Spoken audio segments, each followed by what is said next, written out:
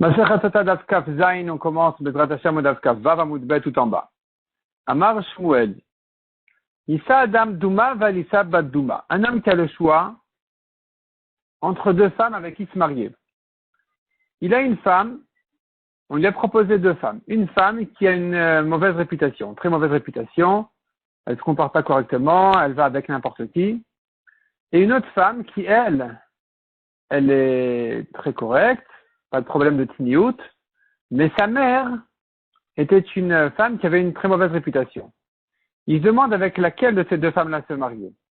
Shmuel vient lui dire, Issa Adam Douma, il vaut mieux qu'il se marie avec la femme qui elle-même n'est pas gardée, ne se comporte pas correctement, qui a une très mauvaise réputation, vers Issa Bat Douma, plutôt que de se marier avec l'autre femme, qui est une autre, donc l'autre femme, elle est oui, snoa, mais sa mère ne l'était pas.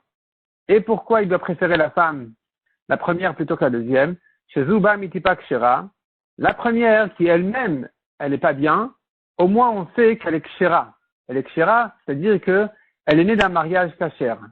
Mais Zuba Mitipak Psula, la deuxième qui a une mauvaise mère, on craint qu'elle est mamzeret.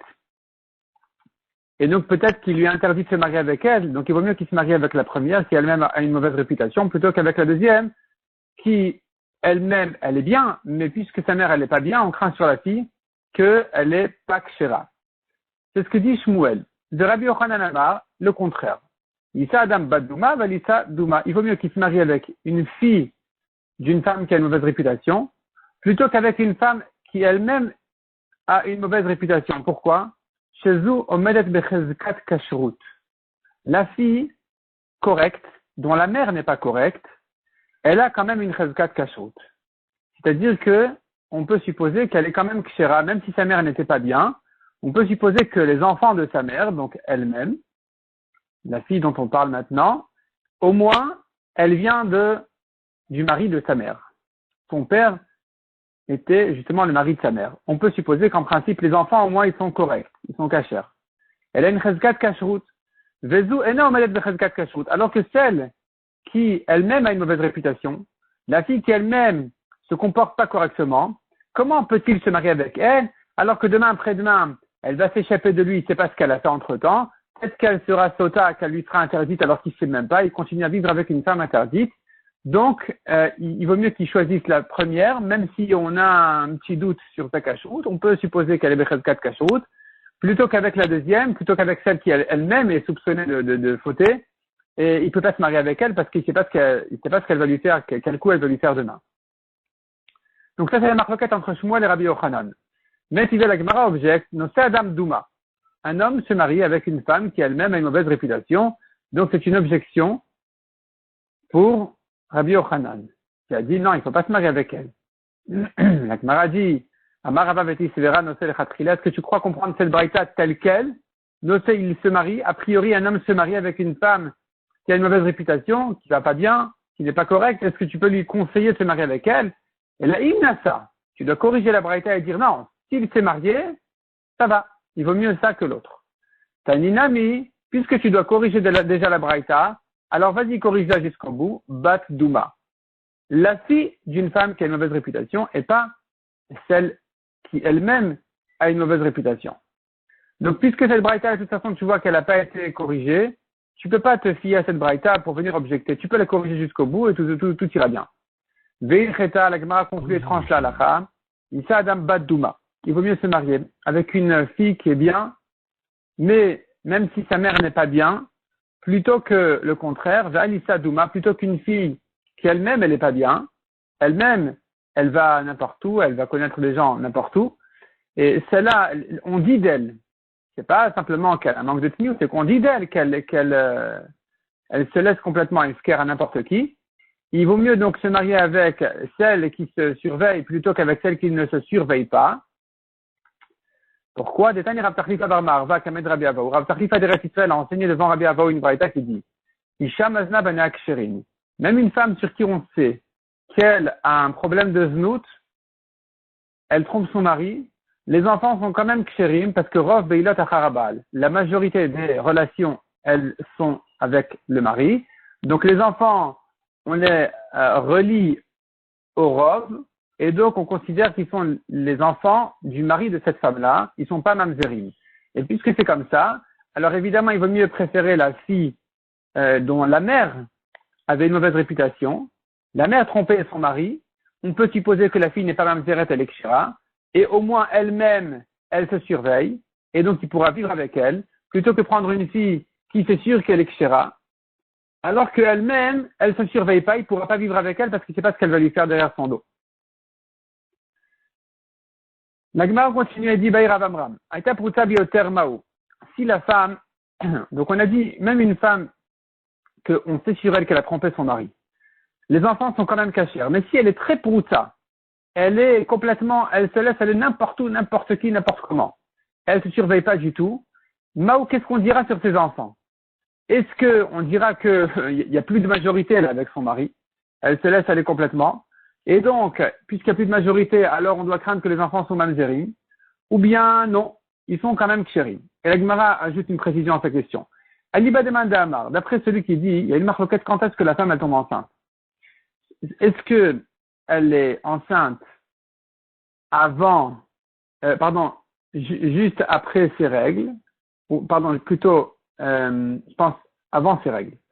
Il y en a qui disent qu'elle est enceinte avant le moment de ses règles, et d'autres qui disent, quand elle va au mikvé, c'est là le moment où elle devient enceinte. Alors la Gemara dit, regarde, Ali va demander à Amar, d'après celui qui dit, une femme ne tombe enceinte qu'avant ses règles. Avant le moment de ses règles, c'est là le moment où elle est susceptible d'être enceinte. D'après lui, Lotibel, tu n'as pas de question à te poser, c'est sûr que les enfants ne sont pas cachers. De l'Oyadaba, parce que le mari ne sait pas quand est-ce qu'elle va avoir ses règles. Veloman Tarla, il ne peut pas la surveiller. Il ne peut pas surveiller les rapports de sa femme pendant ce moment-là, parce qu'il ne sait pas quand est-ce que ça va arriver, et puisqu'elle n'est jamais surveillée, qu'on n'a plus de majorité, c'est fini, les enfants sont mamzerim. Qui dit, il a Khalid demandé à Amar, ta question se posera d'après celui qui dit. Une femme ne tombe enceinte que juste après qu'elle va au mikvé.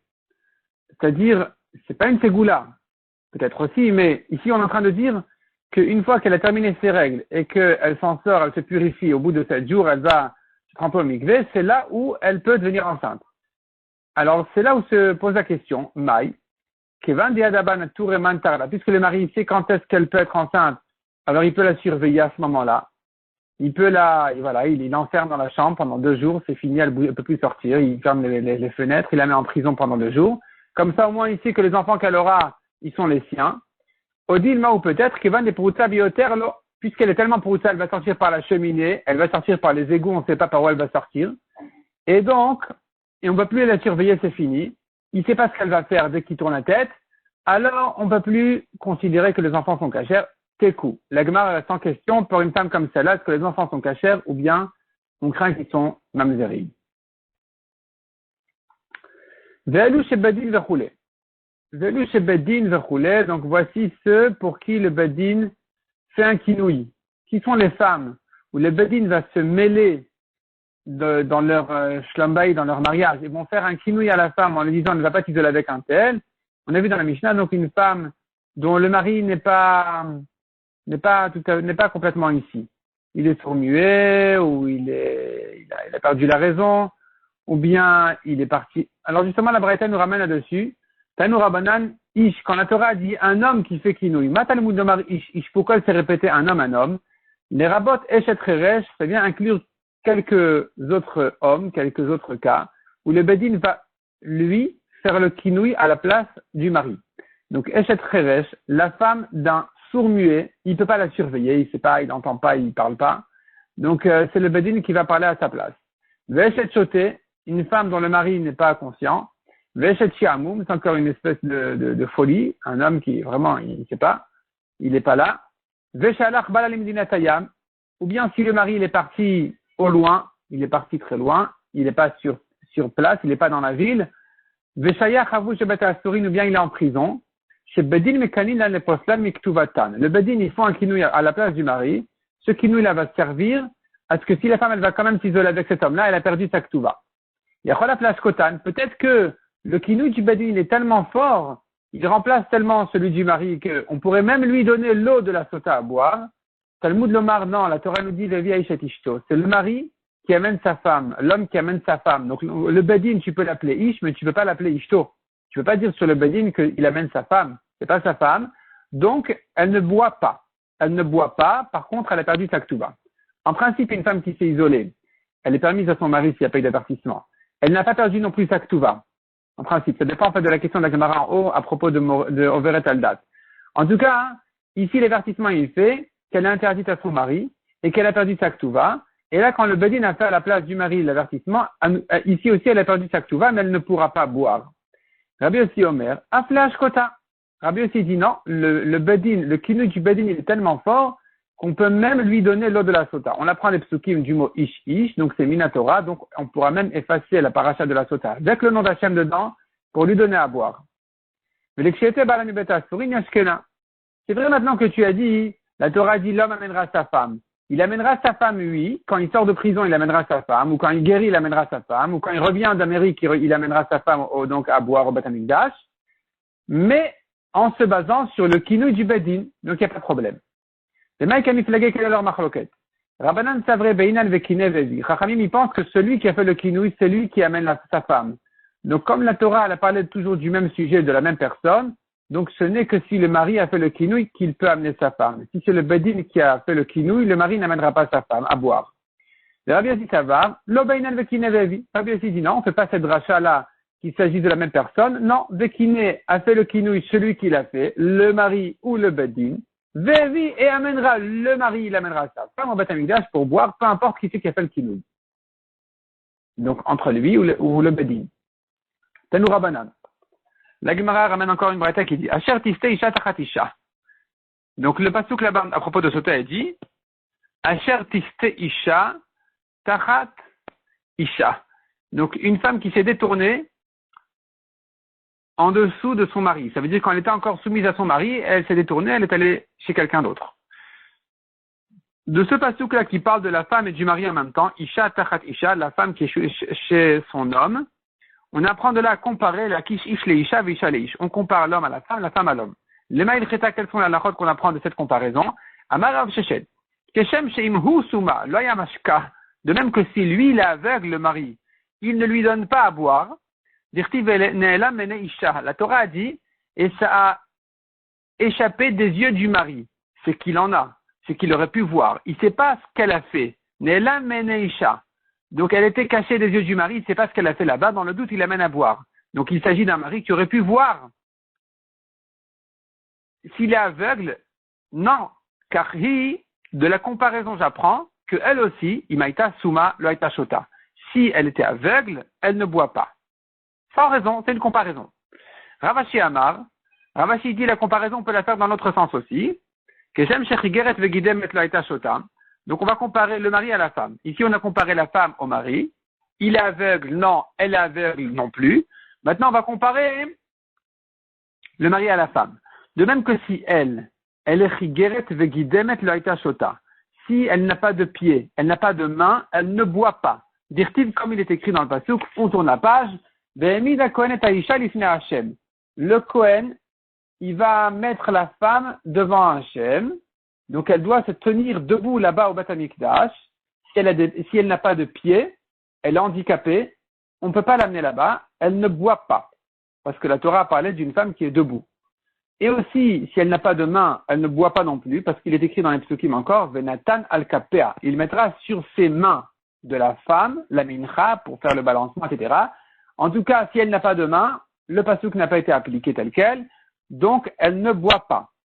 Car de la même manière, lui, le mari, Imaya Chigarogidem, si la femme, elle pouvait être debout, elle avait des mains, tout allait bien, mais c'est le mari qui était handicapé, il n'avait pas de pied, il n'avait pas de main, le Hayamashka, il ne lui donnait pas à boire. Donc ça, on apprend de la comparaison entre l'homme et la femme.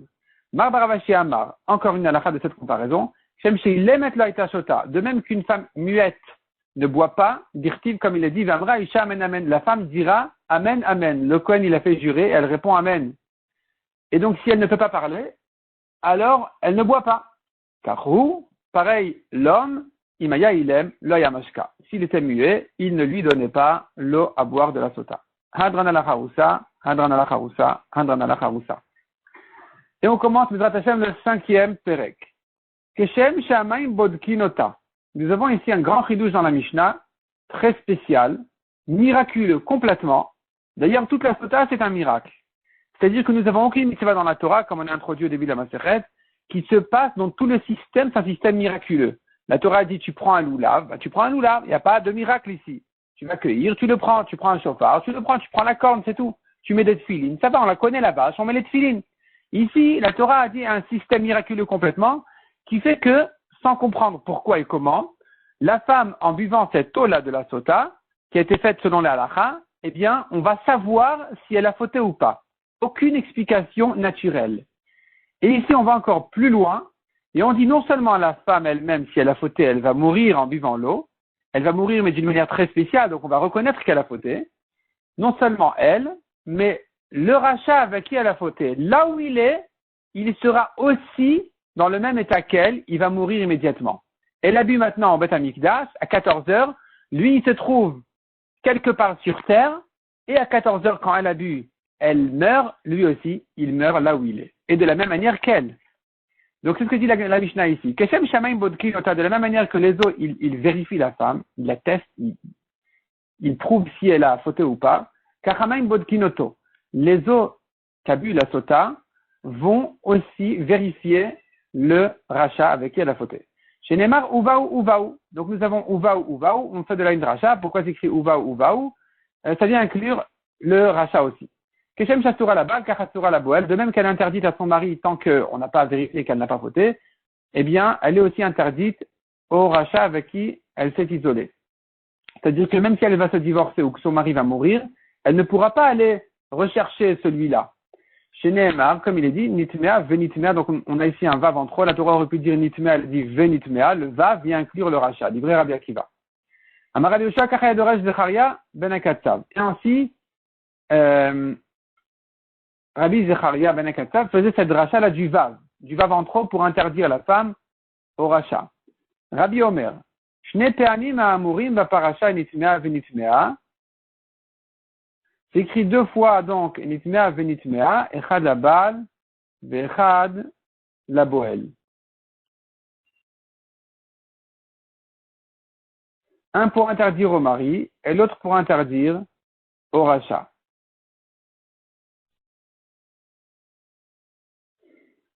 Donc Rabbi Yoshua ici fait une autre dracha. Il dit pas qu'on apprend ça du vav. Il dit qu'on apprend ça d'un mot en trop. Venitmea s'écrit deux fois. Une des deux fois nous sert à interdire la femme au boel.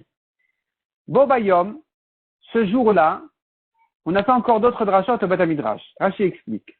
Il s'agit du jour où on a nommé Rabbi Elazar ben Azaria Nassi. Donc Rabbi Elazar ben Azaria a été nommé le jour où on a renvoyé Rabban Gamliel de la Nessiout, on a nommé Rabbi Elazar ben Azaria Nassi à sa place, et Rabbi Elazar ben Azaria a changé les politiques du Beth Midrash. Alors que lui, Rabban Gamliel, il disait, avant de recevoir un élève au Beth Midrash, il faut bien savoir que son intérieur est comme son extérieur, qui profondément ce soit un tzaddik comme extérieurement. Lui, Rabbi Elazar ben Azaria, il a dit, on ouvre les portes, celui qui veut étudier, qui vient étudier. Et ce jour-là, donc, le Beth Midrash s'est rempli. Il y a eu beaucoup de questions qui ont été résolues ce jour-là, et de drachot qui ont été dites ce jour-là, dont celle qu'on vient de voir, pour interdire la femme au mari et au boel, et encore les autres qu'on va voir tout de suite. Donc, Bobayam Daracha Rabbi Akiva, ce jour-là, Rabbi Akiva, il a fait comme dracha, une dracha spéciale, qui dit sur le pasuk nous dit, Ukli Cheres, Asharipol Mehem El Tocho.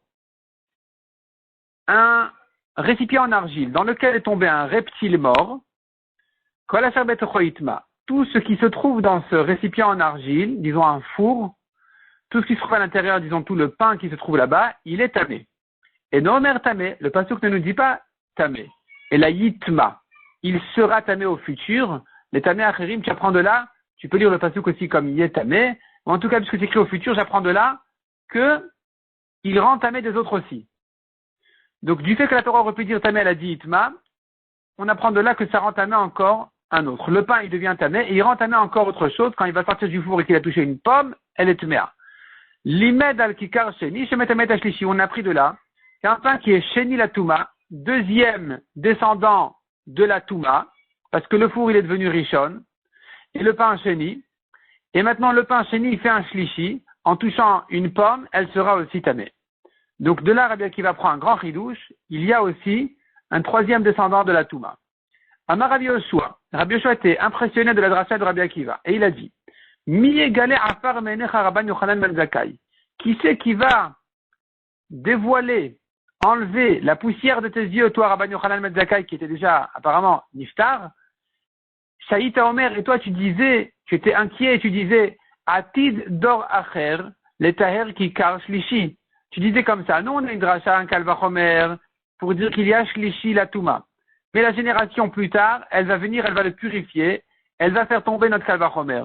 Chez un homme la Torah, Shutame, car on n'a pas trouvé des psukim clairs dans la Torah qui soient tamés. Notre kalvachomer disait Rabban Yochanan ben Zakkai, il n'est pas évident, on va le remettre en question, et donc finalement les générations à venir vont annuler complètement notre dracha. Et donc j'étais inquiet. Et maintenant voici qu'on a eu le mérite de voir Rabbi Akiva. Valor Rabbi Akiva Talmidcha. Voici Rabbi Akiva, ton élève, Mevi Lomikra Minatora, qui a trouvé une preuve des psukim. Donc il était l'élève de son élève. En tout cas, il a trouvé une preuve des psukim chez Utame. Rabbi Eliezer ben Okenus, il était l'élève de Rabbi Yochanan ben Zakkai. On connaît l'histoire de Rabbi Eliezer ben Okenus, qui est allé à l'yeshiva de Rabbi Yochanan ben Zakkai. Il mangeait que de la terre parce qu'il n'avait rien à manger, etc. Et lui, Rabbi Eliezer, il était le maître de Rabbi Akiva. Donc toi, Rabbi Yochanan ben Zakkai, tu t'inquiétais sur cette dracha, est venu ton élève, donc Rabbi Akiva, l'élève de ton élève, il a trouvé une preuve dans les psukim, Mikra Minatora Shutame, chez Neymar Kol Asher Betocho Yitma. Donc du Yud, j'ai appris que il y a même un troisième descendant de la Touma, parce que le pain qui est deuxième, il rend tamé le troisième. Bon, Bayam Darash Rabbi Akiva, encore une dracha, il a dit Rabbi Akiva ce jour-là. Umadotem Ichutz La'ir, en dehors des villes des Lévi'im, vous allez mesurer, et Peat Kedma, côté est, Alpain Bam Vegomer, 2000 amot. 2000 amot qui appartiennent encore à la ville. Au Mikra Acher Amar, un autre pasuk nous dit non, Mikir Aïr Vachuta, elle est à Saviv, en dehors, depuis la muraille de la ville et à l'extérieur, il n'y a que 1000 amot. Donc 1000 amot qui appartiennent à la ville. Yef Shalom Arel Fama, chez Kvarnemar Alpain Ama. Tu ne peux pas dire 1000 parce qu'on a un autre pasuk qui dit 2000. Yef Shalom Alpain Ama, chez Kvarnemar El Fama. Ne dis pas 2000 parce qu'on a le pasuk qui dit 1000. Aketsad, comment tu résolus les psukim? El Fama Migrash. 1000 amot tout autour de la ville, ça doit être un terrain vide, vide de tout. Ni arbre, ni blé, ni maison, ni rien du tout. Ville pour de l'air, pour avoir de l'air autour de la ville, aérer la ville. Valpain Ama. Et quand on a parlé de 2000 amot, Troum à Shabbat, ça vient simplement mesurer les limites de Shabbat jusqu'où tu peux marcher. Jusqu'à 2000 amot en dehors de la ville, mais ça n'appartient plus à la ville. Rabbi Eliezer ben Okenus Omer, et la femme Migrash, il dit autrement, il dit, le pasuk qui parle de 1000 amot, c'est Migrash, c'est les terrains vides, Ve'alpaim Ama, et le pasuk qui ajoute encore 1000, qui est arrivé à 2000, Sadot Ukramim, c'est pour les champs et les vignes. C'est-à-dire qu'on a 1000 amot vides. Après ces 1000 amot vides, on a encore 1000 amot de champs et vignes. Bon, Bayam Darash Rabbi Akiva, ce jour-là, Rabbi Akiva fait encore une rachat. Sur le passage qui nous dit, Azeshir Moshe Uvnei Israël, Tashira Zot Lachem. Ce jour-là, va chanter Moshe les filles d'Israël, ce chant-là pour Hachem, Vayomrou les morts, et ils ont dit, pour dire. Donc, il s'agit de Shirat Hayam, Azeshir Moshe, quand la mer s'est ouverte devant eux, ils ont fait tout le chant de Azeshir. Et le pasuk nous dit là-bas, Vayomrou, les morts. Qu'est-ce que ça veut dire les morts? Chez un Talmud Lomar, les morts. Pourquoi s'écrit ici les morts? Quand la Torah nous dit toujours, Vaydaber Hachem el Moshe les morts. Comment je traduis ce pasuk? Hachem a parlé à Moshe pour dire au Bnei Israël. Mais ici, comment tu traduis? Comme ça, Rashi explique. Mais ici, Rashi chez nous, il explique le pasuk habituel de Vaydaber Hachem el Moshe les morts, qui veut dire, Hachem a parlé à Moshe pour dire à Israël. Mais ici, comment tu expliques les morts? Ils ont chanté, donc Moshe et les Bnei Israël, ils ont chanté ce chant-là, et ils ont dit pour dire. Ça veut dire quoi pour dire? Chez un Talmud Lomar les morts. C'est pas la peine de dire le mot les morts. Ou ma Talmud Lomar les morts. Pourquoi il est écrit ici? Mais la Metchayu Israël Onin Shira Harav Shel Moshe. De là, j'apprends que Israël répondait le chant après Moshe. Kol Davar Vedavar, après chaque chose que Moshe disait du chant, il répondait après lui que Korin était Hallel, comme celui qui lit le Hallel, ou le Chazan il dit un mot, et le Tibour il répond après lui. Pas comme on a l'habitude aujourd'hui, mais comme on avait l'habitude du temps de la Gemara.